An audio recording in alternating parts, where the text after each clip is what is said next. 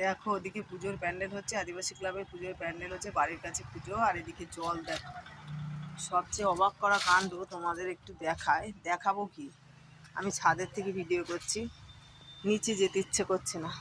এইমাত্র ভাত খেলাম, আলু সিদ্ধ ভাত করলাম, আর কিছু না। আর কালকের ডাল ছিল, সেই ডালটা গরম করে তোমার দাদাকে দিলাম, আমি খাই। দেখো জল, দেখো আমাদের ঘরের ভিতর জল, একতলা পুরো জল, একতলা পুরো জল। বিছানা থেকে নেমে সকালবেলা খাট থেকে নেমে পুরো জলের মধ্যে পা, এক হাঁটু জল।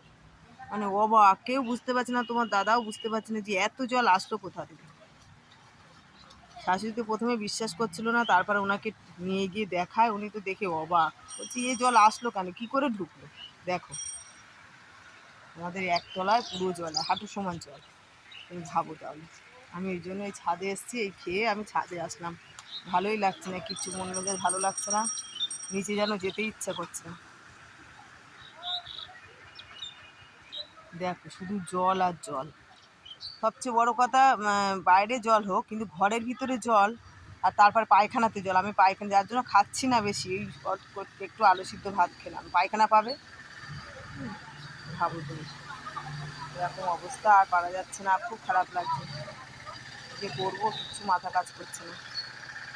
তোমার দাদা এই একটু ডাল দিয়ে ভাত খেলো, খেয়ে একটু শুয়ে রয়েছে, আর আমি ছাদে এসে আমি তোমাদেরকে একটু দেখাচ্ছি, নিচে যেতেই ইচ্ছে কোনো জল।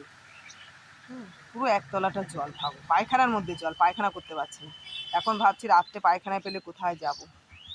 ওপরে তো কমোট, তো বাবা পায়খানা করে, তো তো বাধ্য হয়ে এখন ওপরে এসেই করতে হবে। তো ভাবছি কি করব।